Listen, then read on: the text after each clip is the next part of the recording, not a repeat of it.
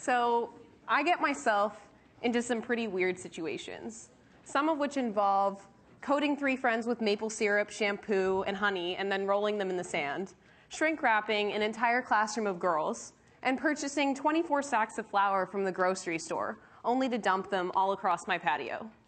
Other stunts include glue dotting over 400 pennies to a model's body one by one, making over 100 Xeroxes of my other friend's face, and having yet another friend strip nude in a public gym, surrounded by 13 other girls dressed in identical school uniforms. We were lucky that not too many people passed by for that one, so that was good. All of these things were done just to get a good picture. So now let me give you a couple of basic facts about myself. I'm Susannah, I'm 19 years old, and I'm from Greenwich, Connecticut. I just started my sophomore year at Yale University. And over the years, my life has just been utterly and immutably consumed by photography. It's impossible to describe to you how crucial photography is for me. It's not a passion, a love, or even a lifestyle. Photography is me, and I'm perpetually thinking of things as they'd look through a viewfinder. Photography is storytelling, and I've been telling stories for as long as I can remember. When I could hold a crayon, I was drawing. When I learned the alphabet, I was writing. And when at age 11 I was given a little Kodak point and shoot for Christmas, I was for the first time utterly skeptical. I remember distinctly thinking, how can photography be an art form? All it is being in the right place at the right time, seeing a cool thing in front of you, and pressing a button. Maybe if you're super ambitious, you'll put like a vintage filter on it, but more or less that's it. Let's just say I have never been more wrong. Photographs, whether we realize it or not, are influencing us all the time. They're impossible to escape. They bombard us daily on billboards, in magazines, on Facebook, in book covers, in family photo albums. They can be simple record keepers, or they can be ads. But they can also be works of art with every last corner planned out down to the last strobe light. And this line that defines which photo is art and which is not, is incredibly blurred. I think more so for photography than for any other art form. And so photography is really, really powerful because it's no longer confined to the art sphere. It's in every single sphere, changing the way we think without us even consciously realizing it. Whether it's saying, you'll die if you don't buy that shirt, or illuminating an issue in society that we really need to pay more attention to. It's the chameleon of the art world. We've all heard the token phrase, anyone could have taken that if they had had a nice camera. And sometimes this is true, but most of the time, the process of creating a great photo is much, much more than the number of megapixels, the shutter speed, or the aperture on your camera. In fact, I'd say the technical aspect comes totally last. With the advent of cell phones and photo booth and Instagram and Sony Cybershots, just generally digital rather than film photography, anyone can take photos. And this idea that everyone can be a photographer makes like some serious photographers, very angry. But I think nothing could be more ridiculous. I think it's totally fantastic that anyone can take a great picture. It means we have a potential window into every single person's life, whether it be a 6-year-old in China who's given like a plastic Kodak disposable camera, or a veteran fashion photographer who's being paid like $50,000 to execute a single photo shoot. Photographers, panicked, are worried that photography will be dismissed as an art form if it's something that everyone can do. But taking one great photo is entirely different from taking many great photos. If someone's a photographer, they have to step up to the plate and prove themselves every single time. Because the difference between a person who took a good photo and a person who is a photographer is consistency. And this idea of consistency is important for photographers more than for any other type of artist. Rather than be bitter towards these amateur photographers that compete with their own more informed picture taking, photographers must accept that yes, every day there are millions and millions of photos being created. They're germinating at an exponential rate much higher than in any other art form. So the photos they take must be the very, very best to get noticed. So photography's greatest strengths, its accessible, democratic nature, and its widespread propagation in every field, are also its greatest weaknesses. For me, one of photography's greatest advantages is that having a camera gives you power. It gives you the license to do strange things. Because trust me, by saying it's for a picture, people are going to do weird stuff for you guys. It enables us all to push away affectation and place ourselves in unusual social situations. And by putting people in these unusual situations, which I like to call social experiments, I often get to know my models on a much more profound level than I would otherwise.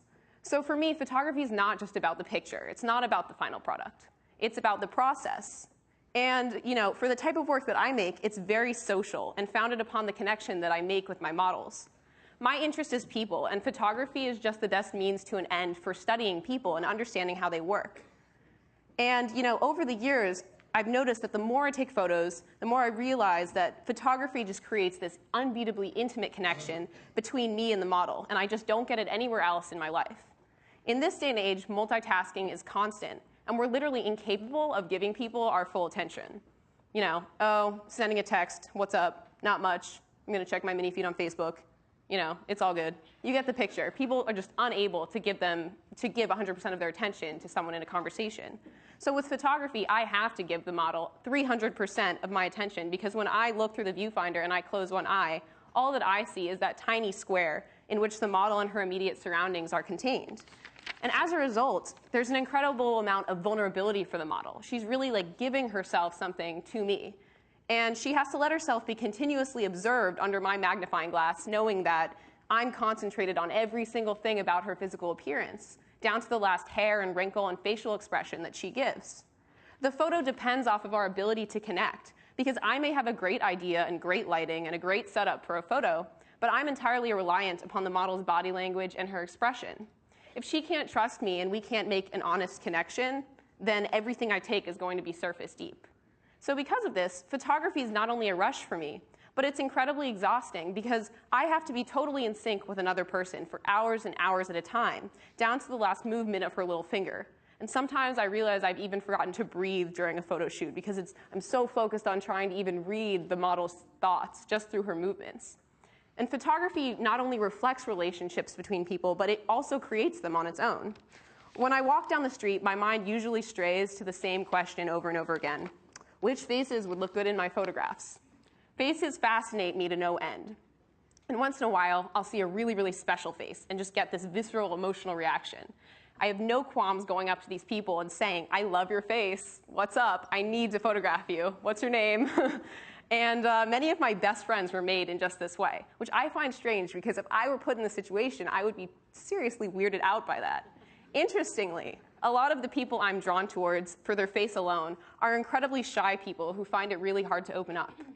I never know this when I go up to them, but somehow, when they're in front of the lens, they just totally blossom, and it's like I see a dimension of them that no one else gets to see. And once, when I was 15, I was staying in a tiny town in the mountains of Italy, and I was walking down the street, and I got totally arrested by this one old woman. Her name was Elodie. She was about 4 feet tall, over 80 years old, and had these huge eyes that were magnified by these reading glasses, and she looked like an owl. And I asked her if I could take her photo, but she didn't speak English. She spoke French, though, so we had a short conversation, and she ended up inviting me for tea the next day. When I came to her house for tea with my camera around my neck, I found that she no longer could speak French. She couldn't understand a word I was saying. It was really bizarre. It was like she had completely forgotten an entire language overnight, which I didn't know was possible, but apparently it is possible. And she could only speak Italian now, so I don't speak a word of Italian. But I decided to just keep photographing her. Her house was utter chaos. She hoarded everything. There were photos and dishes and teacups and newspapers and clothes all over the place. I photographed her, and I was totally fascinated. I was drawn into her life, and I followed her around every single day while I was there with the camera. With each new photograph, I learned more about her. She'd been married to her husband for over 60 years, and he'd died the Easter before. Ever since then, Elodie had vowed never to go out except to get groceries.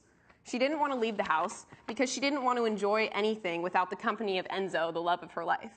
To this day, we exchanged Christmas cards. And I still don't speak that much, no, I don't speak any Italian. But I send her a picture of my family and have my best friend, who's fortunately Italian, write out a message on the back of our Christmas card each year. But I did go from understanding no Italian to understanding one word, basta, which apparently means stop. I learned this because Elodie would roll her eyes when she saw my camera and bat a hand in my direction saying basta over and over again. But clearly I didn't listen to her. But, that is one more word I learned because of photography. And to me, it's just so amazing that just by loving photos and loving her face and having a camera, I could make this connection with this random woman in this tiny village on the other side of the world, who I've only met once, but I still talk to through these Christmas cards. And, most of my work is very, very different from the work I did with Elodie. She kind of showed me that photography and my love of faces can open up all these opportunities, but most of my photos are, you'll notice, really conceptual, surreal, planned out, and are primarily all centered on teenage girls. And having attended an all-girls school for 14 years, yes, 14 years, all girls, teenage girls are what I understand the best. In most of my work, I'm using my friends from school as models. So they're about 13 to 19 years old, and most importantly, are not professional, even though a lot of them could be because they're super pretty. Though I shoot fashion editorials professionally, which for the most part require agency-represented models, I still prefer using real people. I've stuck a few of my professional fashion photos in the presentation, so maybe you'll be able to pick them out and see the differences between photography as a commodity and photography as fine art. And I still always try to maintain some sort of artistic integrity in my fashion photography because I still want those photos to say something. And I really do think, it's a tangent, but I really do think that fashion photography, because it's reaching so many people, could be used as this tool to talk about social change and social issues, but it's really just not being taken advantage of right now. But anyway, while fashion models are, rehearsing and they're trained to perfect these expressions of happiness and sadness because that's their job, my friends don't. They can't fake their emotion. So in order to make them look a certain way, I have to make them really feel it. And just to give another general point of info about these pictures, most of them were taken, they were taken when I was as young as 13 and as old as I am now at 19. But the majority of them were made when I was about 14 years old, and I didn't have quite as much homework as I do now. Because at Yale, I justify that I can go out because if I stay in and do homework, I'll be 50 pages further in this infinite pile of homework. But if I go out, I'll have fun with my friends and still have an infinite pile of unfinished work. So because it's infinite, it's all the same. So I'm using my quantitative reasoning skills. I think it's all good. 50 pages in an infinite pile of infinite work doesn't really matter. So that's how I justify that.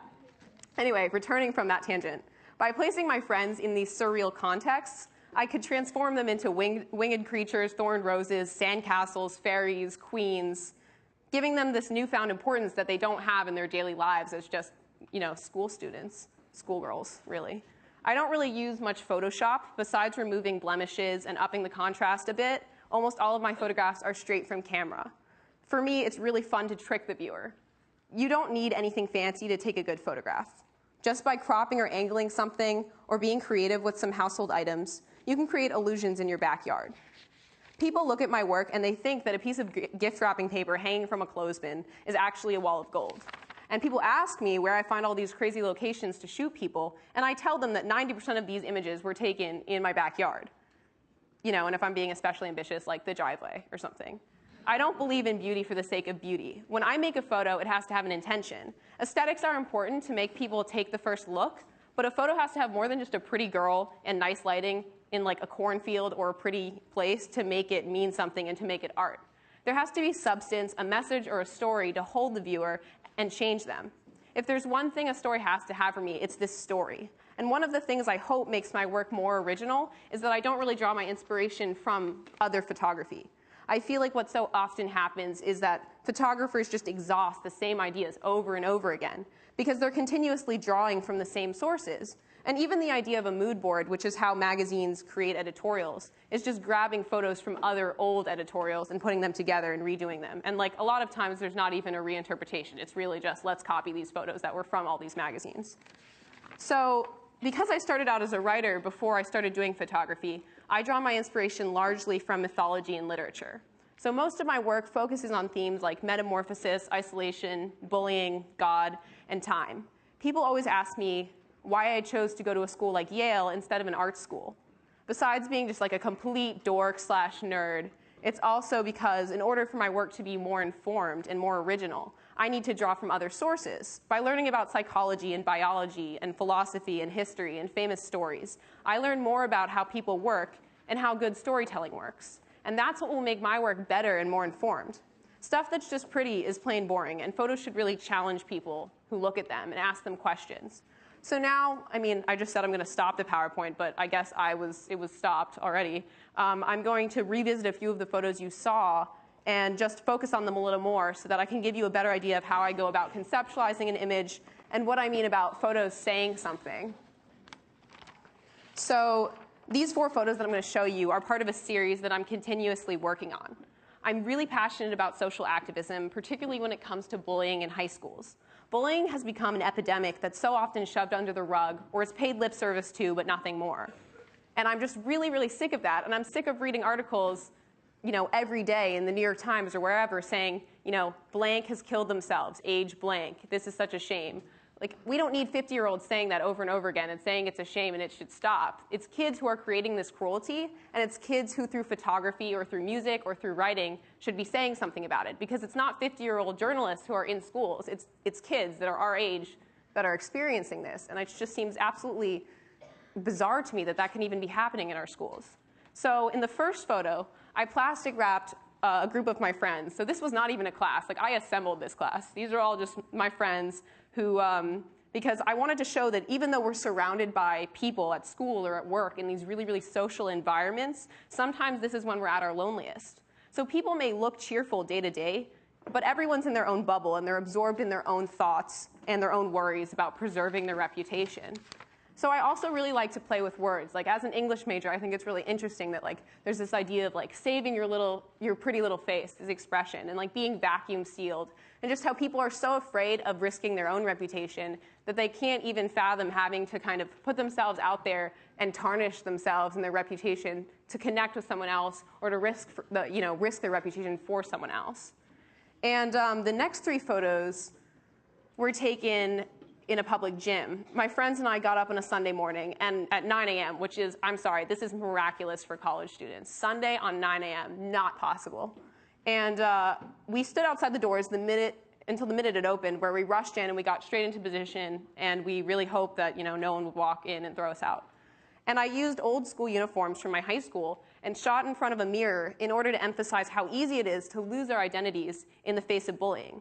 And so even paying attention to the hair color and the skin tone and the height of the girls that I choose is really significant to demonstrate the idea. It's so easy to blend into the background and be another bystander. And so by doing whatever everyone else is doing, in this case, victimizing a girl, we compromise our identities.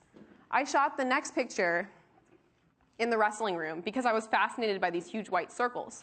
To me, they're perfect symbols of the cliques and social circles that form in high school, which may be invisible, but they're sometimes just so exclusive and political and blocking out so many people that they may as well just be solid walls. And the last picture is a reference to Red Rover, which is this classic children's game where one kid tries to run through a line of other kids holding hands in order to break the chain and join the other team. So I wanted to take something that's seen as this innocent and carefree sort of quintessential childhood idea and show how easily a thing like bullying can be reduced to just kids being kids or goofing around. So here, the Red Rover chain has become a prison, and no matter how many times the girl tries to break out of this humiliating circle, the other kids just won't let go. And I think it's also important to note that I'm not recreating bullying, I'm representing it. So it's a visual metaphor. And these situations may be very set up and contrived, but just by placing a model and making, in a public gym and making her naked in front of other people, that's going to create real expressions and emotions of insecurity that are genuine. So it may not be that she's being bullied at that time, but photography in itself is creating these situations that create honest emotions. So whether or not I change people with my work, making these photos has definitely changed me. Whether I'm sitting in class learning about cellular division, staying up until 2 a.m. reading the Canterbury Tales for a seminar the next morning and slapping myself across the face for not having started earlier, or just listening to two friends talk at lunch, I've learned that anything can be a source of inspiration. I think it's also important to note that I may live and breathe photography, but that doesn't mean it's not torturous too. I spend 4 hours staring at two seemingly identical images, racking my brains over an editing change that even if I point out to someone else, they can't tell the difference between the two pictures. I can freak out when I have a paper due and I owe a client a finished editorial for the next morning. But if you love something and you love it, you have to love it enough to know that there's going to be hard parts and there's going to be stresses and sacrifices. That's just inevitable. You have to love it enough to happily plow through these challenges because you know that there's nothing else you could be doing with your life. I've accepted that my life is photography and probably always will be. Whether I love it or hate it or I wish it were different, it just can't be. And in the process of making these stories for my images, I've made a million other stories and made a million different sorts of friends, none of which I could ever have imagined on my own. Thank you.